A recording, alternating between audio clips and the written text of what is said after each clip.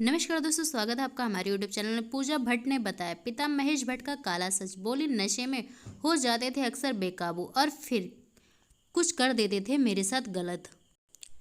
महेश भट्ट और उनकी बेटी पूजा भट्ट, ये लोग हमेशा ही अपने निडर अंदाज के लिए जाने जाते हैं। वहीं एक पुराने इंटरव्यू में पूजा भट्ट ने इस बारे में बात की थी, कैसे एक बार उनकी मां ने उनके पिता महेश भट्ट को घर की बालकनी में बंद कर दिया था जब वो शराब के नशे में घर लौटे थे। एक इंटरव्यू के दौरान पूजा भट्ट और उनकी बहन आलिया भट्ट की भी कुछ बातें हुई थी, जिसे जानकर आप लोग सब हैरान रह जाएंगे। पूजा भट्ट ने कहा, मुझे लगता है कि मेरे जीवन, वास्तविक जीवन में उनके लिए एक श्रद्धांजलि रहता है। मुझे एक समय याद है जब वह शराब पीकर घर आए थे। जब हम बड़े हो रहे थे तब वह एक संयुक्त परिवार में रहते थे। हम सब एक कमरे में रहते थे और कमरा बहुत ही बड़ा था, दुनिया हमारी थी।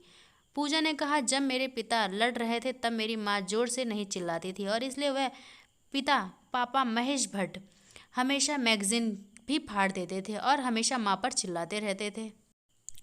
पूजा भट्ट ने इंटरव्यू में आगे कहा, एक रात में माँ उन्हें बाथरूम में बंद कर दिया था क्योंकि वह शराब के नशे में घर लौटे थे।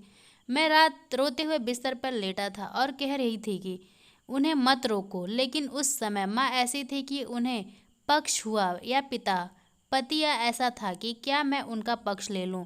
हालांकि बाद में पूजा भट्ट ने साफ किया कि जब दोनों में से किसी एक को पक्ष लेना की बात आती थी तो वह अपने पिता की तरफ हमेशा रहती थी।